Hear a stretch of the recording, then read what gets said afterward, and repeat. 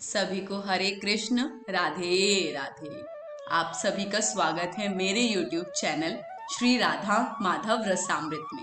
आज की वीडियो कार्तिक मास महात्म्य के अध्याय 15 की है। पिछले अध्याय में हमने समस्त देवताओं और जलंधर के बीच हो रहे युद्ध का वृत्तांत सुना था। आज इसी कथा को आगे बढ़ाएंगे। सबसे पहले हम वंदना करेंगे गणपति महाराज की। शिव नंदन प्रभु गजवंदन, रिद्धि सिद्धि के नाथ, श्री गणेश के चरण में झुका रहे ये माथ। बोलो गणपति महाराज की जय। गुरु वंदना करते हैं।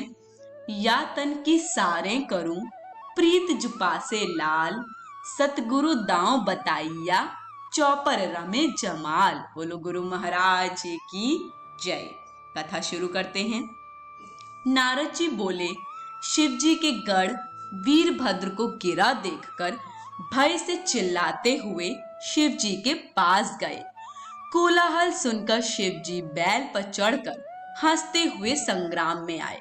उनको आते देखकर उनके गढ़ सिंह सी गर्जना करते हुए दैत्यों को बाणों की वर्षा करके मारने लगे।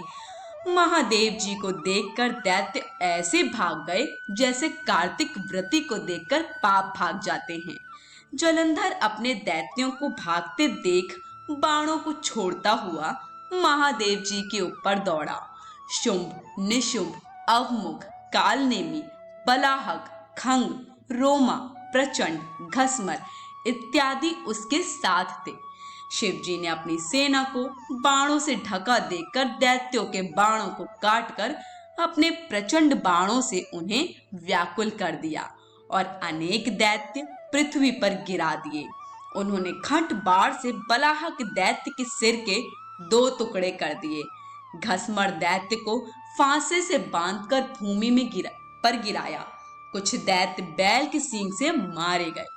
शेष असुर ऐसे भागे जैसे सिंह पीड़ित हाथी भागता है। फिर क्रोधायुक्त जलंधर वज्र के समान शब्दों से युद्ध में शिव जी से बोला, हे जटाधर, अब तुम मेरे साथ युद्ध करो। नारद जी बोले।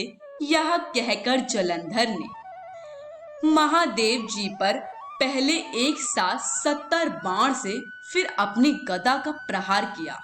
महादेव जी ने हंसकर अपने बाणों से उसके बाणों को काटकर उसकी गदा के टुकड़े टुकड़े कर दिए। फिर क्रोध करके फरसे से षड़गरोमा का सिर तथा ध्वजा काट दिए। वह आयुधहीन होकर जब मुष्टि प्रहार करने को बढ़ा तो शिव जी ने बाण मारकर उसको एक कोस हटा दिया। जलंधर ने शिव जी को अधिक बली समझकर उनको मोहित करने वाली गांधारवी माया रची। फिर क्या था, गंधर्व अप्सराएं गाने और नाचने लगे और मृदंग बजाने लगे। उस आश्चर्य को देखकर महादेव जी नींद से मोहित हो हाथ से गिरते हुए अस्त्रों को भी भूल गए। तब जलंधर ने शुंभ निशुंभ को छोड़ 10 भुज, 5 मुख, 3 नेत्र और जटाओं को धारण करके शिव रूप बना बैल पर बैठ गया।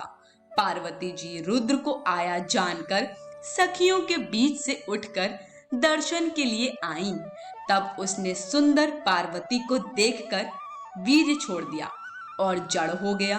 तब गौरी दैत्य को जानकर शीघ्र ही वहीं से अंतर ध्यान हो उत्तर दिशा में मानसरोवर चली गई। बिजली की चमक की तरह पार्वती को वहां से गई देख जलंधर युद्ध में शिव जी के पास गया।